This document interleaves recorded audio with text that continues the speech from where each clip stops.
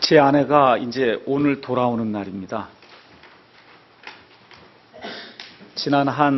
보니까 한 7주 정도 이렇게 된 것 같아요. 6주 정도 된 것 같은데, 그 안에 이렇게 하나님께서 많은 시간을 허락해 주셔서, 보시다시피 책을 지금 5권 이제 냈고, 아마 다음 주 말이나 이렇게 되면 책이 다시 한 권 이제 나올 거예요. 하나님께서 제게 이렇게 부담을 주셔서 이런저런 그 책들을 좀 정리를 해서 이제 많은 사람들이 제대로 이렇게 볼 수 있도록 그렇게 해야 되겠다. 그런 마음이 제게 자꾸 이제 들어서 지금 책들을 정리하고 있습니다. 그래서 지난 한 주 동안에는 제가 천사와 UFO에 대한 이 책들을 이제 정리를 하기 시작했어요. 글쎄, 미국에 가서 이것저것 보면서 지금부터 10년 전에 이런 책들을 이렇게 출간을 해서 사람들에게 알렸는데, 그땐 사람들이 이해를 못했어요. 도대체 왜 이런 책을 내는가. 근데 지금 10년이 지난 이후에 이 책이 지금 맞는 것 같아요. 지금 나오는 모든 책들이 지금 그런 것 같아요. 그래서 천사라고 하는 그런 존재에 대해서 다시 한번 생각을 해보고, 그 다음에 UFO가 무엇인가, 이런 것들이 이제 다시 한번 생각해보는 그러한 시간을 이제 가졌습니다. 우리 예수님께서 마태복음 24장에 또 누가복음 21장에 가서 보시면은 중요한 말씀을 이렇게 해주시는데, 사람들이 그거를 놓치고 있습니다. 사람의 아들이 다시 올 때, 그때는 노아의 때와 롯의 때와 같다고 예수님이 말씀해 주시거든요. 노아의 때와 롯의 때와 같다. 노아의 때의 가장 큰 특징은 하나님의 천사들 중에 일부 타락한 그런 천사들이 이 땅에 내려와서 사람의 딸들하고 결합을 해서, 그래서 하나님이 원치 않는 그와 같은 거인 종족을 생산해냈습니다. 그래서 유전자 변형이 생겨서 하나님께서 원하시지 않는 그러한 족속들이 생겨나고, 하나님이 도저히 더 이상 볼 수가 없는 그런 상황이 돼서, 그래서 그 모든 그 인류를 하나님이 대홍수로 멸절을 시키시고, 유전자 변형이 생기지 않은 노아와 그의 가족 7명만을 하나님이 방주를 통해서 살리셔서, 그래서 그 8사람으로 말미암아 이 메시아의 그 씨가 보존이 돼서, 그래서 온전한 그러한 그 유전자를 가진, 온전한 하나님의 형상을 가진 그러한 사람들을 통해서 메시아가 올 수 있도록 하나님이 그와 같은 섭리로 인간을 보존해 주셨어요. 그러니까 우리가 그와 같은 일들을 잘 기억을 하면서, 마지막 때의 특징이 무엇이냐 하면, 악한 영들이 노아의 때와 마찬가지로 사람들에게 침입을 하고, 악한 영들의 그 활동이 가장 왕성하게 되는 때가, 그게 예수님이 재림하려고 하는 그러한 때다. 이 사실을 저와 여러분이 머릿속에 늘 기억하고 있어야 돼요. 그러니까 마귀는 이렇게 둥둥 떠돌아다니는 어떤 유령도 아니고, 실질적으로 마귀와 그의 천사들이 지금 이 시간에도 특별히 예수 믿는 사람들을 향해서 대적하는 그런 일을 하고 있다. 이 마귀와 그의 천사들의, 그 악한 천사들의 활동이 실질적인 그러한 내용이다. 이런 것들을 저와 여러분이 잘 기억을 해야 됩니다. 요새는 유튜브라고 하는 것이 있어서 그 안에 가서 보시면 이 세상에 일어나고 있는 거의 모든 일이 그 안에 다 동영상으로 기록이 되어 있습니다. 그래서 옛날에는 UFO 이런 거 이야기를 하면은 도대체 이게 진짜냐 가짜냐 이런 것들도 있고, 이제 여러 가지 반대 의견도 있고 그랬는데, 여러분이 한번 가셔서 그냥 UFO를 쳐보시면, 유튜브에 가서, 그러면 한국에서 나온 것도, 한국에서 찍힌 것도 있고, 터키에서 찍힌 것도 있고, 미국에서 찍힌 것도 있고, 뉴스 시간에 찍힌 것도 있고, 등등 실질적인 그와 같이 이 신원을 알아볼 수 없는, 정체를 알아볼 수 없는 그러한 그 미확인 비행 물체들이 날아다니는 그런 사실을 우리가 분명하게 볼 수가 있어요. 자, 그래서 이와 같은 일들하고 하나님의 것들이 어떻게 이렇게 연관이 되어 있는가? 저와 여러분이 성경을 보면서 이 세상의 신비한 일이라든가 이 세상과 관련되어 있는 그런 모든 일은 성경 안에 다 기록이 되어 있습니다. 그래서 우리 솔로몬의 말을 따르자고 하면 해 아래 새 것이 없다 그랬어요. 해 아래 새 것이 없다 그랬어요. 그래서 마귀들이 옛날에 활동하던 그런 모습 그대로 다시 예수님의 재림의 때 똑같이 마귀들이 활동을 하게 될 겁니다. 그런데 그 일이 지금 이제 재림의 때가 되면 아주 왕성하게 된다고 예수님이 말씀해 주셨습니다. 저와 여러분이 예수님의 그 초림에 대해서 많은 이야기를 합니다. 예수님이 이 땅에 사람의 몸을 입고 오셔서 그래서 저와 여러분의 모든 죄악을 담당하시고 십자가에 달려 죽으시고 묻히셨다가 부활하셨다. 그래서 우리의 모든 구원이 예수님의 그 십자가 사건에 놓여 있다. 이 이야기는 많이 이렇게 선포를 합니다. 근데 이 세상에 나가서 이게 살다 보면은 예수님의 재림에 대한 그와 같은 이야기를 듣기도 어렵고 또 우리 자신도 예수님의 재림이 있다고 하는 그런 생각을 갖지 않고 사는 때가 너무 많습니다. 여러분이 성경을 이렇게 보실 때 성경을 어떤 구조로 보셔야 되냐 하면 성경은 원이 아니에요. 원이 이렇게 있을 때 원의 중심이 있잖아요. 이 중심이 예수님의 초림이다. 이렇게 생각하시면 안 돼요. 성경의 구조는 타원으로 되어 있어요. 타원. 타원으로 되면 타원에는 중심이 두 개가 있어요. 타원에는 중심이 두 개가 있습니다. 그래서 예수님의 첫 번째 오신 초림이라고 하는 한 중심이 있고 예수님이 다시 오신다고 하는 재림이라고 하는 또 하나의 중심이 있어요. 그래서 성경을 보실 때 처음부터 끝까지 보실 때 초림과 재림이라고 하는 두 개의 센터가 있다. 그래서 이 두 개의 센터에 항상 초점을 두고 성경을 보셔야 됩니다. 자, 그래서 우리가 구약 성경을 가서 보시면 창세기부터 시작해서 이제 모세 오경이 나온단 말이에요.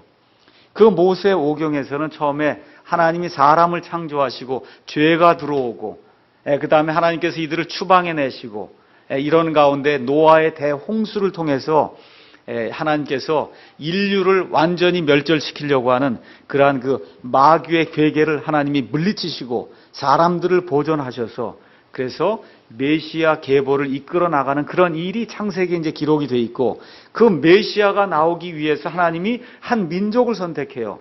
그 민족이 이스라엘 민족입니다. 그래서 하나님께서 특별하게 선택을 해주신 그 이스라엘 민족이 창세기 12장부터 시작이 돼갖고 쭉 어디까지 나가는 거 아니냐면 말라기까지 이제 나가는 거예요. 이러는 가운데 여호수아기부터 시작을 해서 여러분이 아시는 에스더기까지는 이 하나님의 백성 이스라엘 가운데 어떤 일이 발생하는가 그 일들도 여러분이 쭉 보시면서 뭐에 초점을 둬야 되냐면 메시아에 초점을 두셔야 돼요.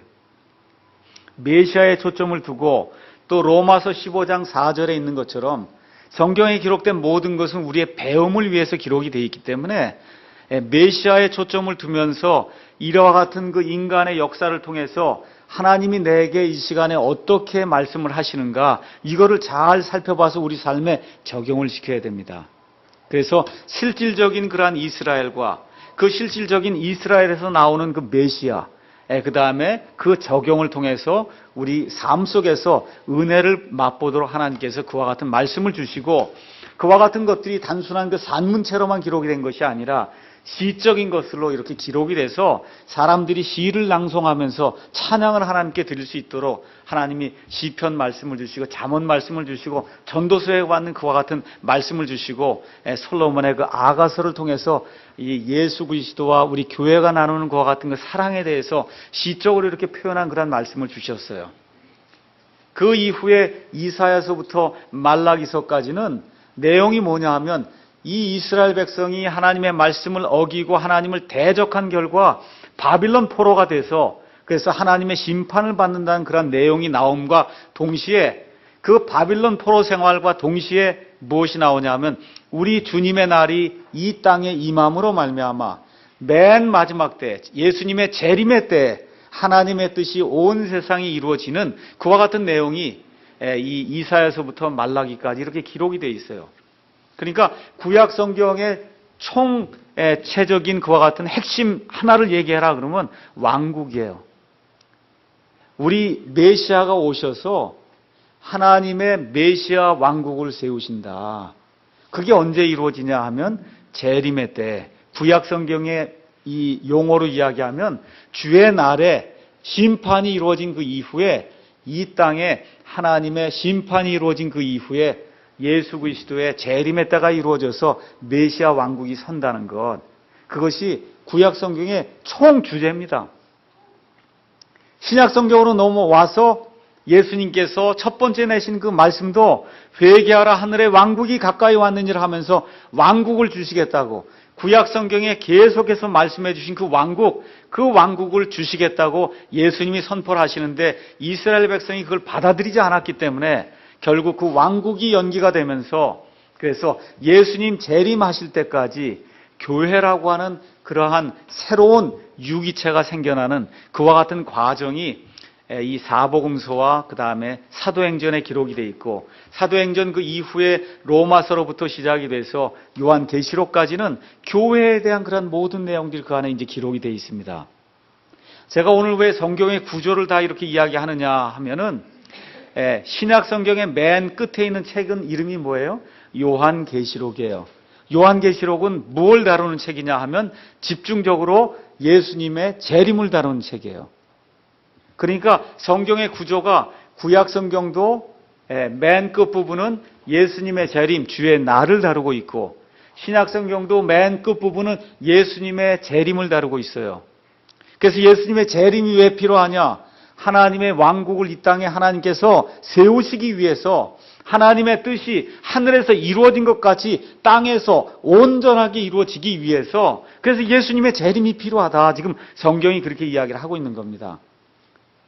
그래서 구약 성경에 너무나 많은 부분들이 이 예수님의 재림의 날에 대해서 이야기하고 있고, 예수님을 비롯해서 예수님의 제자들과 또 예수님의 말씀을 가장 많이 기록한 사도 바울, 이러한 그 성도들의 그 말씀을 통해서 신약 성경에서만 무려 300번 이상 예수님이 다시 오신다, 다시 오신다, 다시 오신다, 그렇게 이야기를 하고 있습니다.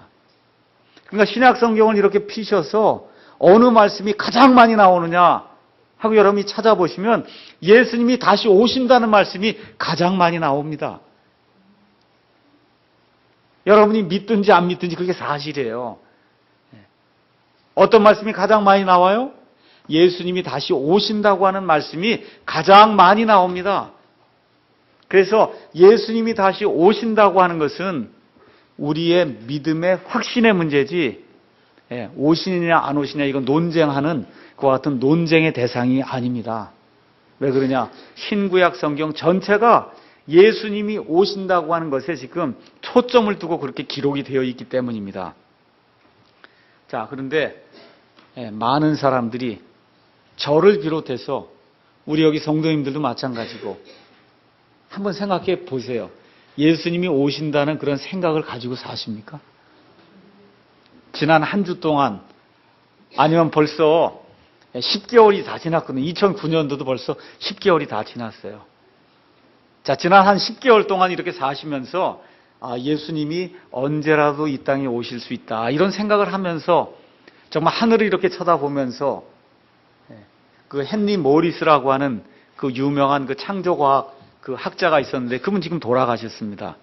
그분은 사무실에 Perhaps today, 어쩌면 오늘 예수님이 오시지 않겠나라고 하는 그런 글귀를 이렇게 적어놓고는, 그리고 항상 그 말을 생각하면서 예수님의 재림을 사모하며 살았다는 그와 같은 기록을 제가 본 적이 있습니다. 어떠세요, 여러분? 예수님이 다시 오신다고 하는 그러한 사실이 이렇게 그 실질적인 그와 같은 이야기로 내게 이렇게 와서 느껴지십니까? 그래서 오늘은 그 이야기를 좀 하려고 그래요. 그래서 마지막 때의 징조 해서 지금 우리가 디모데전서 4장 1절, 2절 읽었는데, 마지막 때의 징조가 여러 가지가 많습니다. 그 많은 것 중에 지금 사도 바울이 하나님의 감동을 받아서 그래서 뭐라고 지금 기록을 하고 있냐면 성령께서 분명히 말씀하신다 그랬어요. 영어로는 expressly 이렇게 기록이 되어 있어요. 이건 express라는 게 고속도로 그런 얘기거든요. 고속. 아주 신속하게 아주 급속도로 그 다음에 분명하게 그러니까 거짓이 아니라는 거예요. 말씀하시는데 뭐라고 말씀하시냐면 마지막 때에 어떤 사람들이 믿음에서 떠나 잘 보세요. 믿음을 가지고 있었는데 믿음에서 떠난다는 거예요. 그러니까 믿지 않는 사람들 얘기하는 게 아니에요. 교회에 다닌다 그러고 목사라 그러고 집사라 그러고 구원 받았다고 하는 그러한 사람들이 믿음에서 떠나 거기 뭐라고 써요? 그 다음에 유혹하는 영들과 자꾸 이렇게 꼬신단 말이에요. 이렇게 꼬셔서 그래서 하나님을 섬기지 못하도록 하는 그런 그 영들이 있는데 그 영들의 가르침에 자꾸 이렇게 들어간다는 거예요. 그 다음에 또 뭐라고 써 있냐면 마귀들의 교리에 주의를 기울인다. 지금 성경이 지금 그렇게 이야기를 하고 있습니다.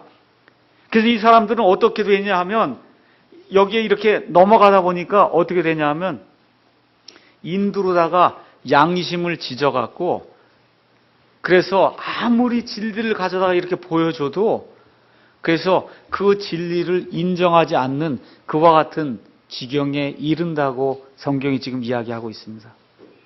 누가 그런다고요? 믿는다고 하는 사람들이. 안 믿는 사람 얘기하는 게 아니에요, 지금. 믿는다고 주장을 하는 사람들 중에 이런 사람들이 많이 생겨난다는 거예요. 그러니까 말세에 예수님 오시기 바로 전에 가장 큰 특징이 뭐냐 하면 마귀들의 교리가 유행을 한다는 겁니다. 그래서 믿는다고 하는 사람들 중에서 어떤 사람들이 일어나갖고 또 믿는다고 하는 사람들 이렇게 유혹을 해갖고 그래서 하나님을 섬기지 못하도록 만드는 그와 같은 일이 온 세계에 만연하게 된다는 거예요. 어디에서? 교회 안에서. 그래서 저와 여러분이 하나님의 말씀을 읽으면서 이와 같은 것들을 잘 깨달아야 됩니다. 자, 그래서 오늘은 이 말씀을 하기 전에 정말 예수님의 재림에 대해서 우리가 어떻게 생각하고 있는가 한번 골로새서 3장 1절에서 3절에 있는 말씀을 우리가 한번 보면서 생각을 한번 해보겠습니다. 하나님이 우리에게 구원을 이제 주셨는데 구원받은 그 이후에 우리의 삶이 어떤 삶이 되어야 되는가, 성경이 뭐라고 이야기하는가 한번 살펴보도록 하겠습니다. 3장 1절, 2절, 3절 우리가 한번 같이 읽어보도록 하겠습니다. 그러므로 너희가 그리스도와 함께 일어났거든 위에 있는 그것들을 추구하라. 거기에는 그리스도께서 하나님 오른편에 앉아 계시느니라. 위에 있는 것들에 너희의 애착을 두고 땅에 있는 것들에 두지 말라. 너희는 죽었고 너희 생명은 그리스도와 함께 하나님 안에 감추어져 있느니라. 여러분, 예수님과 함께 죽었다가 일어나신 적이 있습니까? 지금 여기 성경이 너희가 그리스도와 함께 일어났거든. 예수님과 함께 십자가에 죽었다가 묻혔다가 그래서 예수님과 함께 이렇게 일어났거든. 위에 있는 것들에 너희의 애착을 두라는 거예요. 애착 아시죠?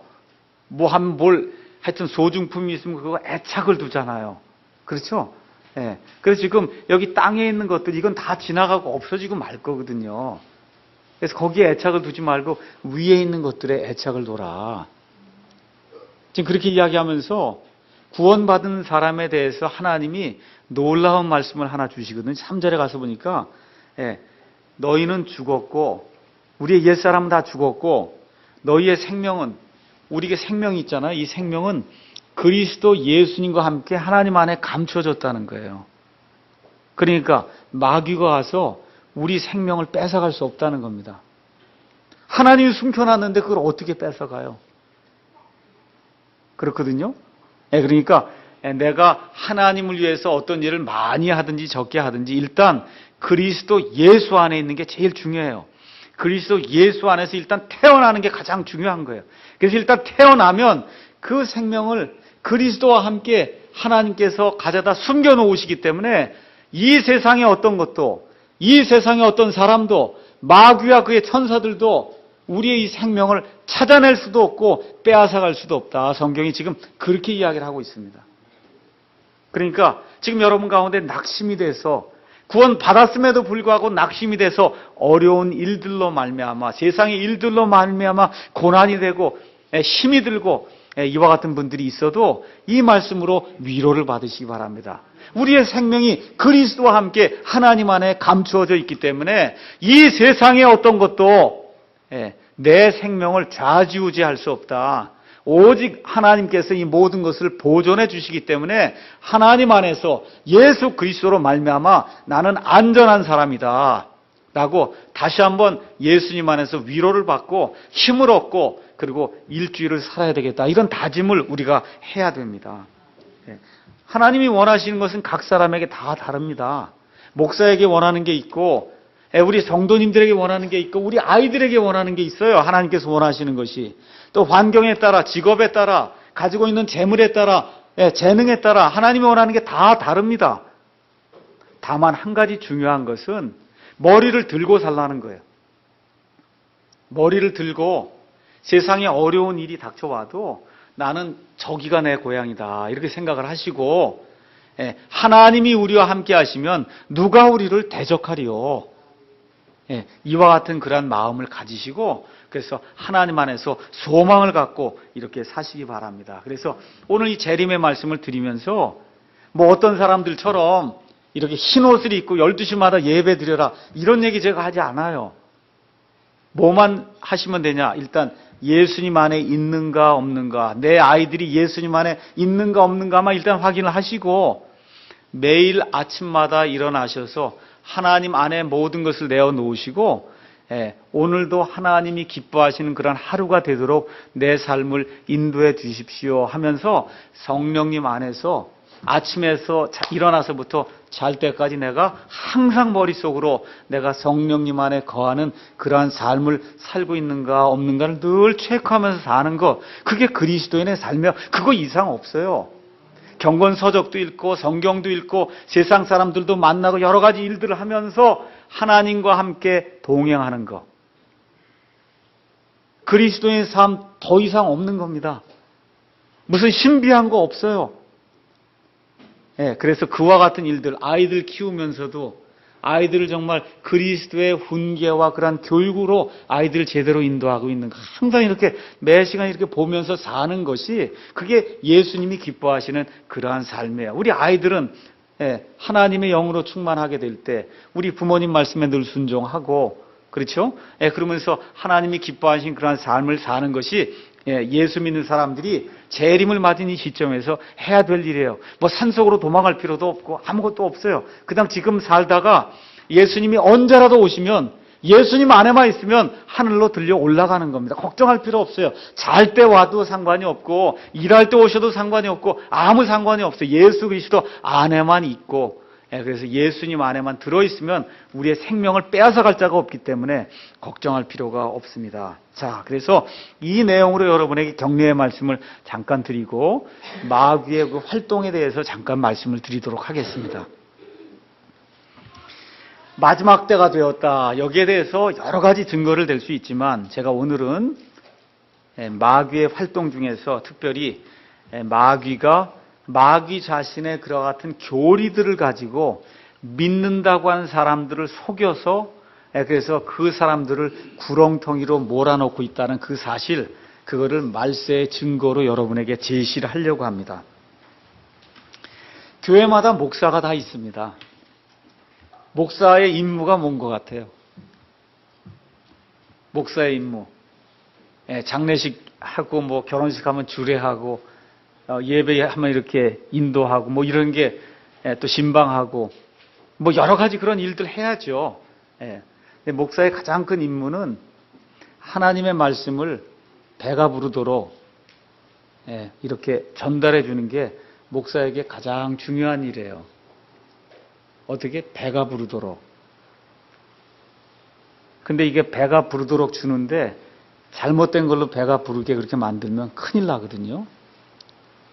그래서 하나님의 이 말씀을 잘 읽고 소화해서 하나님께서 원하시는 그와 같은 말씀으로 풍성하게 이렇게 영의 양식을 공급하는 게 목사가 해야 될 가장 중요한 일입니다. 이거 못하면 그럼 그건 목사가 아니에요. 신방을 아무리 잘해도 소용이 없어요. 찬송을 아무리 잘해도 소용없어요.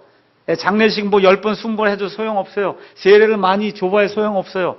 목사는 하나님의 말씀을 온전하게 풍성하게 양들에게 공급할 그와 같은 책임이 있습니다.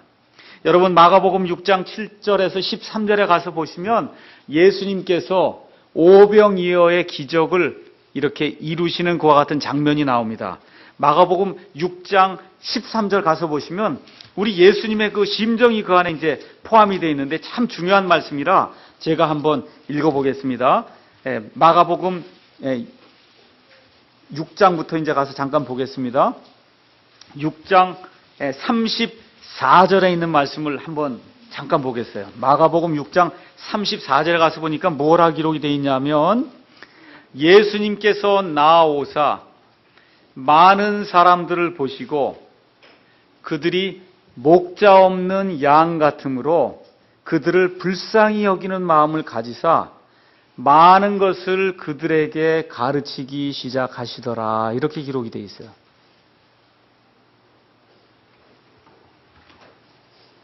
예수님이 가장 큰 목사님이거든요. 가장 큰 목사예요.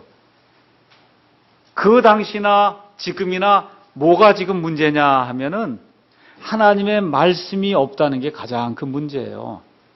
이렇게 말씀을 가르치신 이후에 예수님이 오병이어의 기적, 오병이어, 이 빵 5개와 물고기 5개로 육적인 필요를 만족을 시켜주시거든요.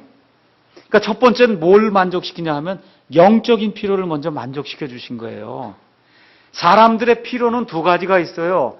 영적인 필요와 육적인 필요가 있는데 우리 예수님이 먼저 뭘 만족시켜 주십니까? 영적인 필요. 이걸 가만 보니까 목자 없는 양이 되면 양의 상태가 어떠냐. 목자가 없으면 양은 꼼짝을 못합니다. 물이 어디 있는지도 모르고 풀밭이 어디 있는지도 모르고 늑대가 쳐들어오는지도 모르고 사자가 있는지도 모르고 아무것도 못해요. 양은. 목자가 있어야만 초장으로 데리고 가서 물을 먹이고 사자가 와도 쫓아내고 늑대가 와도 쫓아내고 이런 일들을 할 수 있단 말이에요.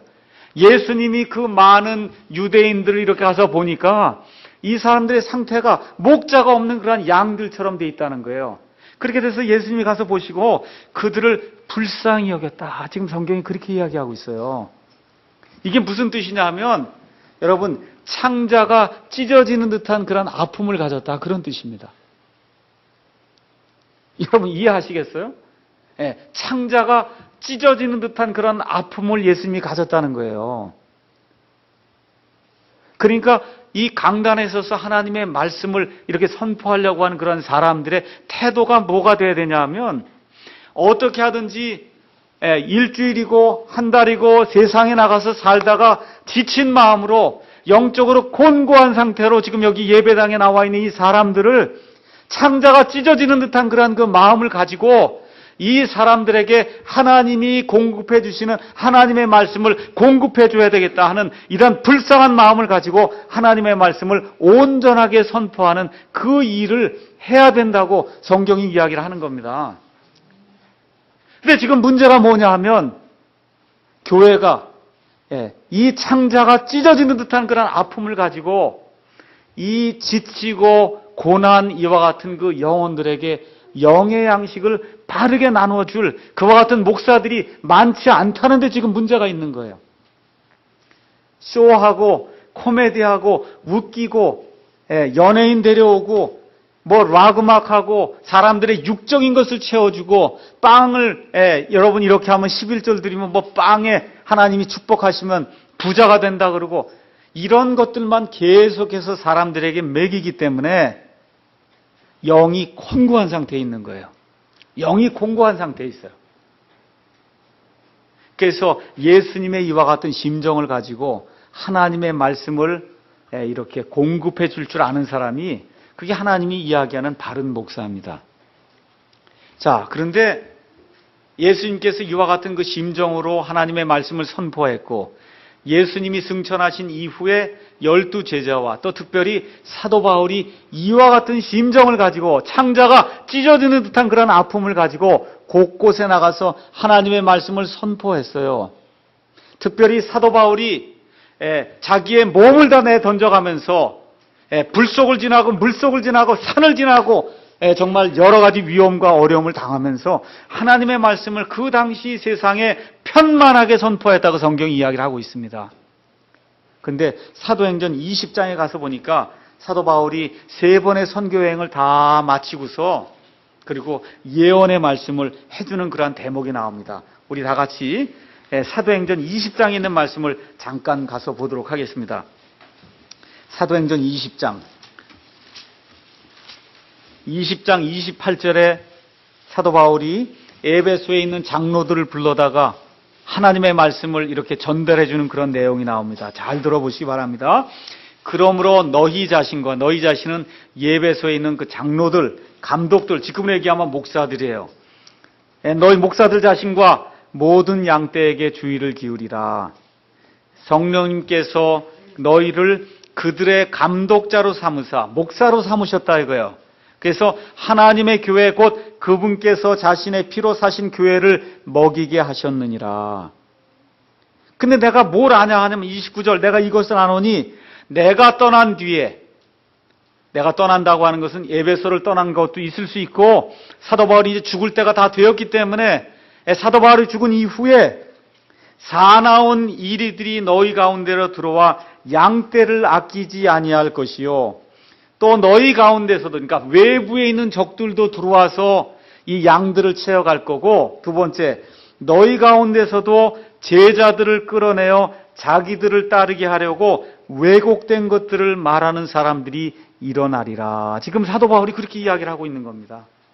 그러니까 외부에서도 이 교회를 공격하고 내부에서도 이 하나님의 말씀을 변결시켜서 잘못된 교리를 만들어서 사람들을 구렁텅이로 만드는 그와 같은 사람들이 일어날 거다. 이렇게 이야기해주고는 사도 바울이 맨 마지막에 감옥에 갇혀서 옥중서신을 지으면서 디모데에게 주신 그 말씀이 성령님께서 분명히 말씀하시기를 말세에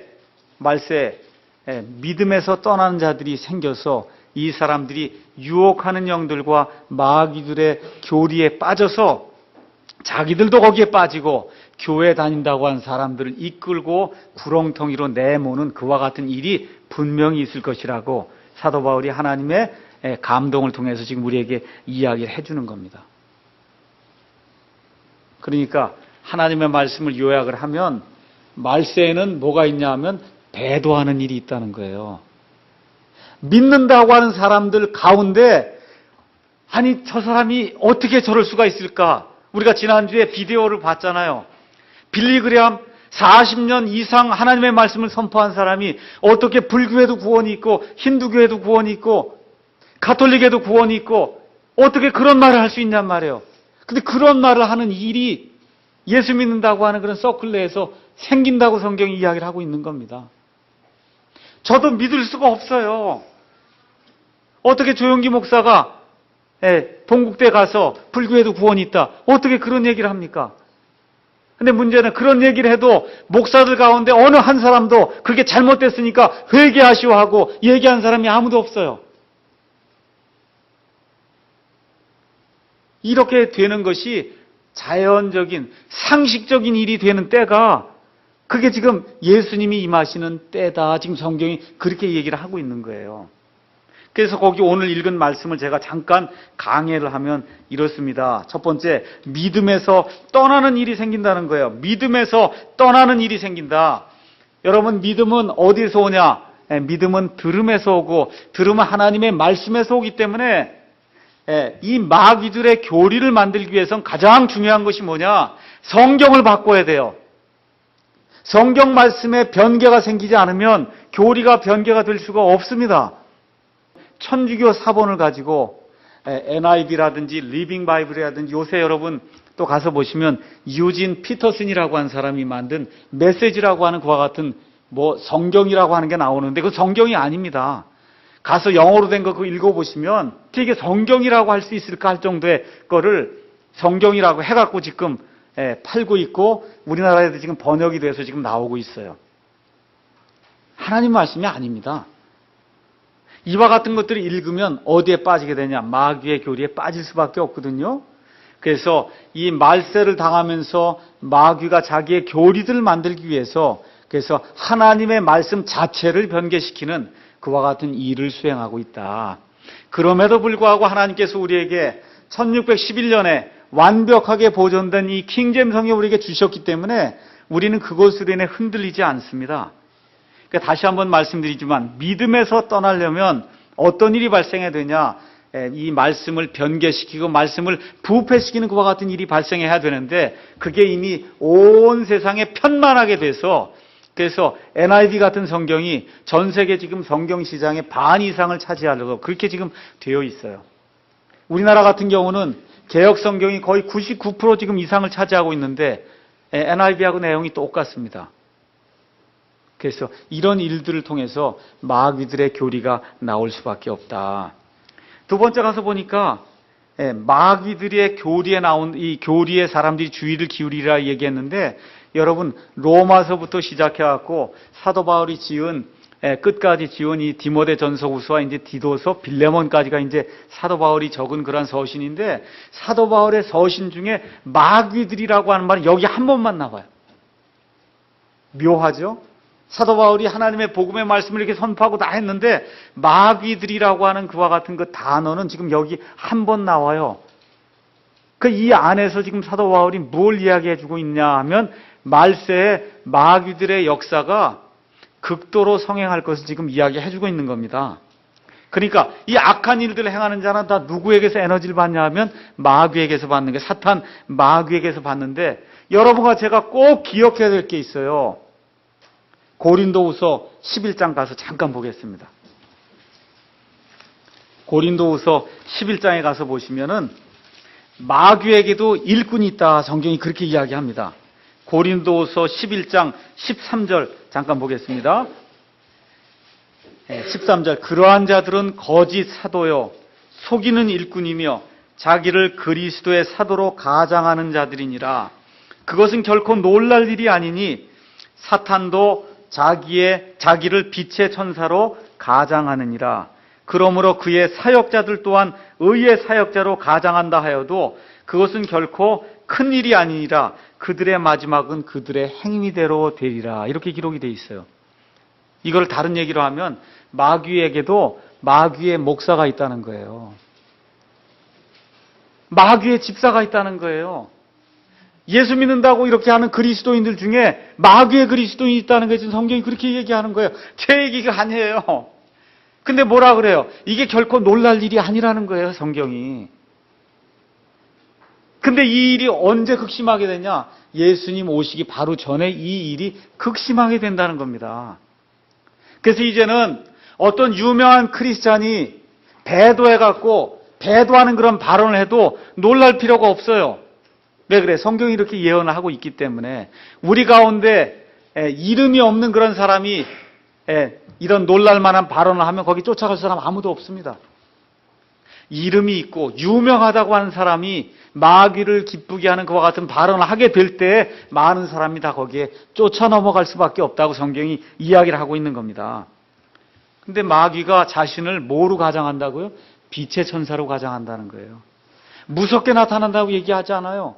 빛의 천사로 그럴듯하게 멋있는 모습으로 설교도 잘하는 그런 모습으로 사람들에게 뭐 병도 고쳐준다 그러고 긍정적인 걸 가지고 이렇게 나타나는데 그 하는 일이 마귀의 일이다. 성경이 지금 그렇게 이야기를 하고 있는 겁니다.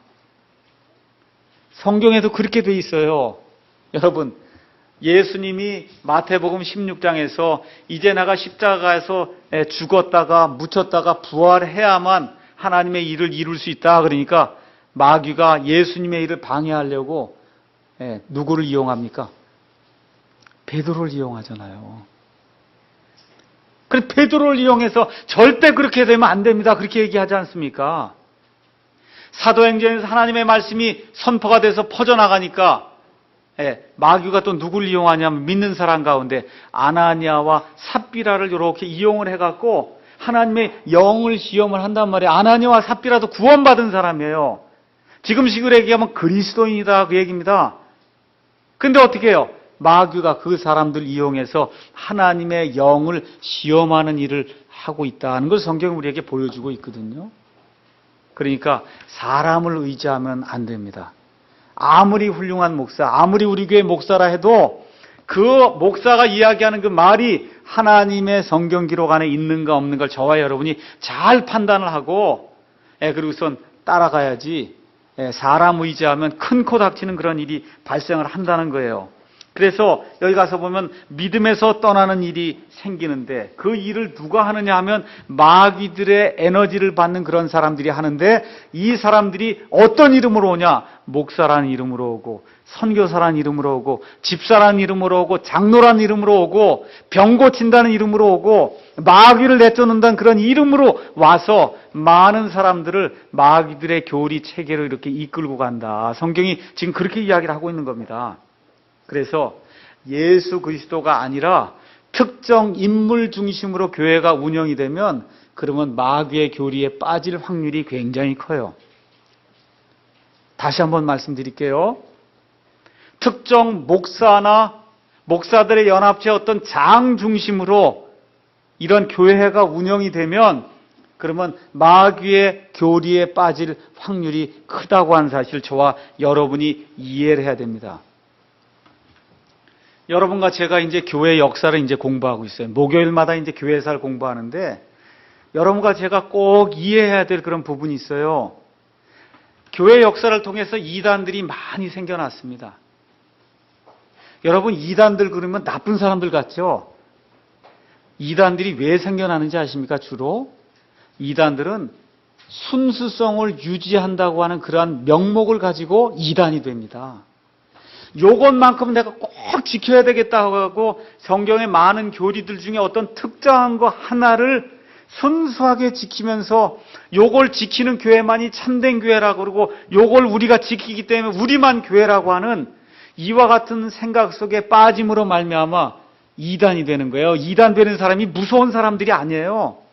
원래는 순수한 걸 추구하는 그런 사람들이에요. 근데 이걸 순수한 걸 추구하다 보니까 어떤 일로 빠지냐 하면 하나님의 것을 무시하고 사람 중심이 되면서 그래서 우리만 교회라고 하는 요와 같은 것들이 살살살살 이렇게 교회 안에 들어오다 보니까 그게 이단이 되는 겁니다. 그래서 그런 내용들 저와 여러분이 잘 살펴보시면서 우리가 순수한 마음을 가진다고 해서 문제가 풀리질 않아요. 예수님 중심으로 목사로부터 시작해서 성도들이 항상 하나님 말씀과 예수님 중심으로 서 있는가를 항상 판단해 볼 때 그 안에서 벗어나는 일이 없을 때 그때 하나님이 기뻐하신 그런 일들을 할 수 있다. 그런 얘기입니다. 그 다음에 이 4장 2절에 가서 보니까 이 사람들이 위선으로 거짓말을 한다 그랬어요. 위선으로 거짓말을 한다. 위선이라고 하는 건 겉과 속이 다르다는 거예요. 겉과 속이 달라요. 그래서 믿는 거는 다른 걸 믿고 있는데 이 앞에 서서는 아니라고 이야기를 하는 거예요. 이런 것들로 거짓말을 한다. 성경이 그렇게 이야기하고 마지막으로 양심의 화인을 맞았다. 그렇게 이야기를 합니다. 화인은 뭐 하는 거냐 하면 여러분 미국 같은 데 가면은 이렇게 산에다가 이렇게 소들을 방목을 합니다. 그러면 이게 A라고 하는 농장 손지 B 농장 손지 알아야 되니까 소의 가죽에다가 인두로 다 해서 A, B 하고 이렇게 갖다 지진단 말이에요. 이렇게 지지면은 그러면 A가 있는 건 A 농장 거고 B가 있는 건 B 농장 거게 되는 거예요.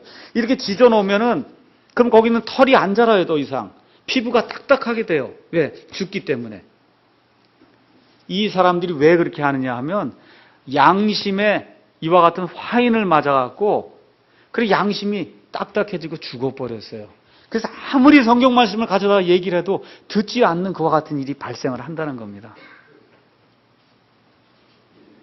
자, 그래서 말세의 가장 큰 특징 중에 하나가 뭐냐 하면 이 마귀의 교리를 따르는 그와 같은 사람들이 교회 안에 많이 생겨난다는 겁니다.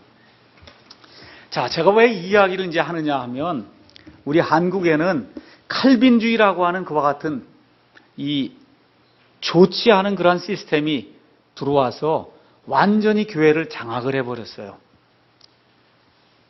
이게 칼빈주의가 교회를 장악을 하다 보면 성경을 제대로 읽을 수가 없습니다. 여러분, 하나님께서 이스라엘 백성을 향해서 계획을 가지고 계세요. 이스라엘을 통해서 하나님이 메시아를 주셨고, 맨 마지막 예수님 재림하실 때에도 하나님께서 이스라엘 땅에 이스라엘이 돌아간 이후에 거기 이스라엘 땅 올리브산에 우리 예수님이 내려오시고, 그 이후에 이스라엘을 통해서 천년 왕국을 이루시며 하나님의 뜻을 온 땅에 펴시려고 하나님이 계획을 세우셨기 때문에 이 이스라엘이라고 하는 것이 이 세상의 모든 것 중에서 예수님의 재림을 보여줄 수 있는 가장 정확한 그와 같은 증거로 볼 수가 있어요. 이 이스라엘이 1948년도에 지금 저 땅에 돌아와서 지금 국가를 형성한 지 이미 61년이 됐고, 그래서 지금 예수님의 재림의 때가 여기라고 하면 지금 시계가 착각착각 가갖고 지금 어디쯤 가 있냐면 57분, 58분쯤에 지금 가 있는 거예요. 세상에 지금 시계 끝날 때가 지금 12시에 이렇게 시간 끝날 때가 있으면 지금 57분이나 58분에 지금 와 있는 거를 누가 보여주냐? 이스라엘이 지금 보여주고 있단 말입니다. 목사들이 근데 이런 걸 가르치질 않아요. 이런 것들을 보면서 세상 끝이 다가왔기 때문에 거룩하게 살면서 정말 예수님 기쁘게 하시는 그와 같은 신부처럼 정말 바르게 살아야 되겠다, 이렇게 각성을 하고 기쁘게 살면서 거룩한 삶을 살도록 이렇게 만들어야 되는데 어디에 소망을 두게 하냐? 다 이 땅에 소망을 두게 하는 그런 일들 지금 하고 있다, 그 얘기입니다. 제가 얼마 전에 어느 유명한 장로교 목사가 운영하는 사이트에 이제 들어갔습니다. 거기에 뭐 여러 가지 질문이 많아요. 그분이 아주 장로교에서는 대단히 유명한 분입니다. 또 요한계시록 강해를 그분이 써서 웬만한 장로교 목사는 다 그 요한계시록 강해를 읽습니다. 거기 가서 보니까 어떤 성도가 질문을 했습니다. 로마서 11장 25절에서 27절에 대해 이제 질문했어요. 목사님 안녕하세요. 성경을 읽다가 답답해서 질문하게 되었습니다. 이스라엘이 대거 그리스도를 믿어 회심할 때 심판날이 온다고 말하는 사람이 많습니다. 그 설명을 로마서 11장 25에서 27절로 이야기하는데 제가 읽어보니 이해가 되는 부분도 있고 안 되는 부분도 있습니다. 또 심판날은 못 찾겠고 구원 문제만 헷갈리게 됩니다. 심판날과 그것이 상관이 있습니까? 그리고 로마서 11장을 읽어보면 이스라엘은 하나님의 선택된 주인공 같고 이방인은 말 그대로 이방인 취급받는 것 같은 느낌인데 어떻게 생각하십니까? 이스라엘이 그리스도를 안 믿으니 이방인들에게 구원을 주고 이스라엘을 질투하도록 하셨고 그동안의 이방인들 중에 그리스도께 나오기를 원하는 사람들이 다 올 때까지 지속된다는 것도 맞는지요? 하여튼 재림하고 로마서 11장 말씀이 무슨 연관이 있습니까? 지금 이렇게 이제 성도가 질문을 했단 말입니다. 로마서 11장 그 25에서 27절은 예수님 재림하실 때 온 이스라엘이 예수님께로 돌이켜서 회개하고 예수님을 맞아들인다고 하는 그러한 그 대목의 지금 말씀이에요.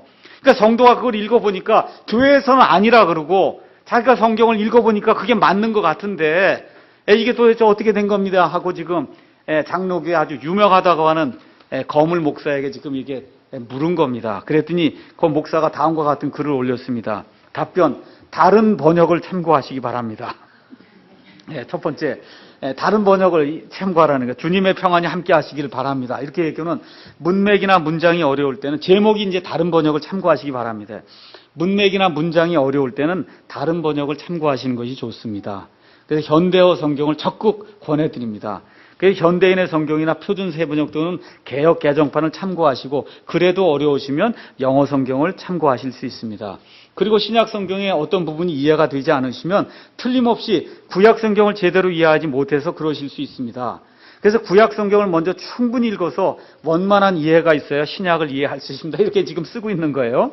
여러분, 로마서 11장 25에서 27절 말씀 개역 성경이 어려워서 이해하지 못하는 게 아니에요. 목사들이 그게 아니라고 설교하기 때문에 지금 이해를 못하는 거예요, 성도들이. 로마서 11장의 기사는 주님의 재림하고는 직접 관계가 없습니다. 지금 이렇게 쓰고 있어요, 이분이. 로마서 11장 27절은 주님의 재림하고 직접 관계가 없습니다. 하나님께서 유대인들을 영영 버리신 것은 아니라는 주제를 가지고 말씀하시고 있는 겁니다. 주님의 재림은 아직은 상당한 세월이 흘러야 하고 아직은 열심히 전도하고 선교해야 할 때라고 믿습니다. 예수님 재림이 아직 멀었다는 거예요. 왜 그래요? 칼빈이 그렇게 가르쳤으니까. 칼빈 선생의 그 말에 따라서 후천년주의, 이 모든 것을 다 사람들이 다 이루어 놓으면 그때 예수님이 오신다는 이와 같은 잘못된 것들을 가르치니까 재림이 이루어지지 않는다는 거, 아직 상당한 그런 기간이 남아 있어야 된다고 하니까 이런 설교를 들으면 재림이다 뭐다 이런 생각을 안 하고 세상에 얼굴 담그고 그렇게 살 수밖에 없지 않습니까? 그것도 장로교에서 가장 유명하다고 하는 이런 목사가 이런 이야기를 하니까 이런 문제가 발생을 한다는 거예요. 예. 자, 과연 이런 답변이 성도들을 세워줍니까, 여러분? 예. 안 되잖아요. 우리가 믿는 휴거는 상당한 시간 있다 되는 게 아니에요. 휴거는 어느 때, 앞으로 1분 있다가도 일어날 수 있고 1시간 있다가도 일어날 수 있고 오늘 밤에도 일어날 수 있고, 저와 여러분이 믿는 휴거는 그런 휴거지 앞으로 500년 있다 이런 휴거 믿지 않습니다. 심지어 사도 바울 당시의 휴거가 일어날 거로 믿었어요. 눈 깜짝할 사이에 우리의 몸이 변하는 그와 같은 일이 사도 바울은 자기 시대에 일어날 줄로 알고 그리고 믿고 확신하고 살았어요. 상당한 시일 후에 일어나는 거 우리 믿지 않습니다.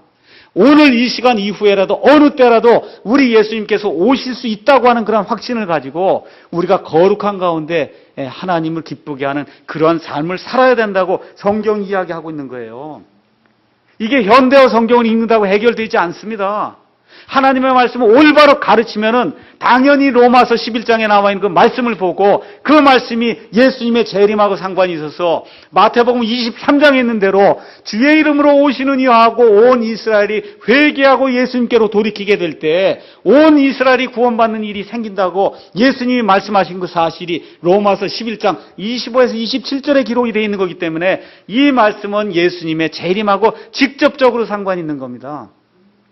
그리고 뭐라 그랬어요, 이분이? 구약 성경을 많이 읽지 않았기 때문에 이해를 못 한다는 거예요. 얼마나 많이 읽었길래 성경을 이렇게 해석할 수 있습니까? 왜 그래요? 칼빈을 떠나서는 아무것도 성경을 볼 수가 없어요. 뭐 별거 아니에요. 하나님의 말씀을 올바로 보지 못하도록 하는 게 마귀의 일입니다. 목사들이 그와 같은 일을 하기 때문에 이 한국교회에 어려움이 생기는 거예요. 그래서 저와 여러분 숫자가 얼마 되지 않습니다. 힘이 미약합니다. 하지만 우리가 가지고 있는 모든 것을 가지고 예수님의 재림을 사모하면서 거룩한 삶을 사는 가운데 하나님께서 우리에게 사람을 붙여주시고 재력을 허락해 주시고 하면 책도 내고 전도도 하고 문서 선교도 하고 또 이북에 저 땅이 열리게 될 때는 이 바른 성경을 가지고 가서 바르게 하나님의 말씀을 선포해서 최소한 이북 땅에 있는 그 사람들에게는 잘못된 것이 들어가지 않도록 우리가 그와 같은 비전을 가지고 하나님이 우리와 함께 하시면 우리가 하나님의 일을 하리라고 하는 그러한 생각을 가지고 마지막 때를 저와 여러분이 예비를 하는 그러한 삶을 살아야 됩니다. 그래서 하나님의 이 마지막 계획 속에서 마귀가 누구를 사용하느냐? 유명하다는 사람, 유명하다는 목사, 이런 사람들을 사용해서 성경 말씀을 왜곡하는 그와 같은 일들을 이룬다고 하는 사실을 저와 여러분이 꼭 기억을 하시고, 그것이 바로 말세의 표적이다. 저 이스라엘이 이미 돌아와서 지금 이 제단을 만들고 성전을 지으려고 하는 저 사실 자체가 하나님의 표적이라고 하는 사실을 기억하고, 우리 아이들로부터 시작해서 연세 드신 분까지 정말 예수님이 언제든지 공중에서 강림하시면 우리가 그 나팔 소리와 함께 몸이 호련히 변화가 돼서 영원토록 예수님과 함께 이 구름들 속으로 올라가서 예수님과 함께 거한다는 그러한 소망을 가지고 항상 머리를 들고 어려움을 당할 때나 기쁠 때나 항상 머리를 들고, 그리고 우리의 생명이 예수님 안에서 감춰져 있다는 그런 사실을 기억하고, 그래서 앞으로 전진하는 그와 같은 삶을 우리가 살아야 될 겁니다. 그래서 이번 한 주간 동안 여러분께서 디모데전서, 디모데에게 주신 사도 바울의 이 말씀을 잘 기억을 하시면서, 사도 바울이 그 옥에 갇혀서 이 말씀을 내게 주시는구나 이렇게 생각을 하시면서 1장부터 6장까지 나와 있는 말씀을 한번 깊이 이렇게 묵상해 보시면서 하나님의 위로를 받으시기 바랍니다. 기도하시겠습니다.